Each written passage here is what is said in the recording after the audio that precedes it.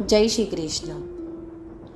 વરસાદ માત્ર ઋતુ નથી, તે કુદરતની એક સુંદર લાગણી છે.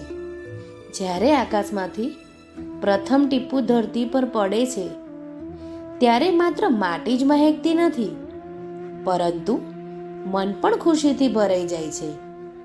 ક્યારેક વરસાદ આપણને શીખવે છે કે રડી લેવું પણ જરૂરી છે, કારણ કે જેમ વરસાદ પછી આકાશ નિર્મળ બની જાય છે, તેમ આંસુઓ પછી મન પણ હળવું થઈ જાય છે.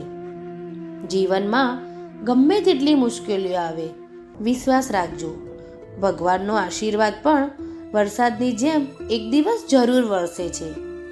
વરસાદની દરેક ટીપામાં નવી શરૂઆત, નવી આશા અને નવી ખુશીઓ છુપાયેલી હોય છે.